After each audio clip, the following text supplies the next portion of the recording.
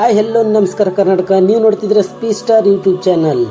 IPL 2015 ಬಳಿಕ ಮತ್ತೆ Rajasthan Royals ಬಳಗಕ್ಕೆ ಸೇರ್ಪಡೆಗೊಂಡ ಭಾರತದ ಮಾಜಿ ಹೆಡ್ ಕೋಚ್. ಹೌದು ವೀಕ್ಷಕರೇ, ಭಾರತದ ಕ್ರಿಕೆಟ್ ತಂಡದ ಮಾಜಿ ಹೆಡ್ ಕೋಚ್ ಆದ ರಾಹುಲ್ ದ್ರಾವಿಡ್ ಅವರು 2025 IPLನಲ್ಲಿ ರಾಜಸ್ಥಾನ್ ರಾಯಲ್ಸ್ ತಂಡದ ಪರ ಹೆಡ್ ಕೋಚ್ ಆಗಿ ಕಾರ್ಯನಿರ್ವಹಿಸಲಿದ್ದಾರೆ. ಫ್ರಾಂಚೈಸಿಯೊಂದಿಗೆ ಈಗಾಗಲೇ ಅವರು ಒಪ್ಪಂದಕ್ಕೆ ಸಹಿ ಹಾಕಿದ್ದು, ಹರಾಜಿಗೆ ಮುನ್ನ ಆಟಗಾರರ ರಿಟೈನ್ ಮಾಡಿಕೊಳ್ಳುವ ಪ್ರಕ್ರಿಯೆಯಲ್ಲಿ ತೊಡಗಲಿದ್ದಾರೆ ಎಂದು ತಿಳಿದು ಬಂದಿದೆ. ಇದರ ಬಗ್ಗೆ ಒಂದಿಷ್ಟು ಸ್ವಾರಸ್ಯಕರ ಮಾಹಿತಿಯನ್ನು ನಿಮ್ಮ ಮುಂದೆ ಇಡುವ ಪ್ರಯತ್ನ ಮಾಡುತ್ತೇನೆ. ನೀವಿನ್ನು ನನ್ನ ಚಾನಲನ್ನು ಸಬ್ಸ್ಕ್ರೈಬ್ ಮಾಡಿಲ್ಲ ಅಂದರೆ ಈ ಕೂಡಲೇ ಸಬ್ಸ್ಕ್ರೈಬ್ ಮಾಡಿ ಹಾಗೂ ಪಕ್ಕದಲ್ಲಿರುವ ಬೆಲ್ ಐಕನ್ ಅನ್ನು ಪ್ರೆಸ್ ಮಾಡಿ.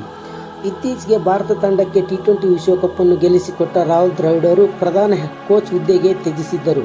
ಅವರನ್ನು KKR ಸೇರಿದಂತೆ ಕೆಲ IPL ತಂಡಗಳು ಕೋಚ್ ಆಗಿ ಸೇವೆ ಸಲ್ಲಿಸಲು ಸಂಪರ್ಕಿಸಿದ್ದವು ಎನ್ನುವ ಸುದ್ದಿಗಳು ಹರಿದಾಡಿದ್ದವು.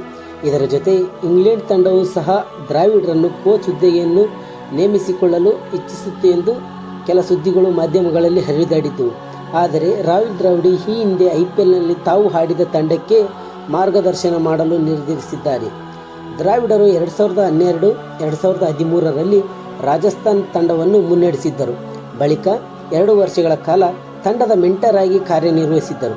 2016ರಲ್ಲಿ ರಾಜಸ್ಥಾನ್ ರಾಯಲ್ಸ್ ಬಿಟ್ಟು ಡೆಲ್ಲಿ ಕ್ಯಾಪಿಟಲ್ ತಂಡಕ್ಕೆ ಹೋಗಿ ಅಲ್ಲಿಯೂ ಸಹ ಮಾರ್ಗದರ್ಶಕನ ಪಾತ್ರ ನಿರ್ವಹಿಸಿದ್ದರು. 2019ರಲ್ಲಿ ಬೆಂಗಳೂರು ರಾಷ್ಟ್ರೀಯ ಕ್ರಿಕೆಟ್ ಅಕಾಡೆಮಿಯ NCAನ ಮುಖ್ಯಸ್ಥರಾಗಿಯೂ ನೇಮಕಗೊಂಡಿದ್ದರು ರಾಹುಲ್ ದ್ರಾವಿಡ್ ಅವರು. 2021ರಲ್ಲಿ ಭಾರತ ತಂಡದ ಪ್ರಧಾನ ಕೋಚ್ ಹುದ್ದೆಗೆ ಏರಿದ್ದರು ರಾಹುಲ್ ದ್ರಾವಿಡ್ ಅವರು.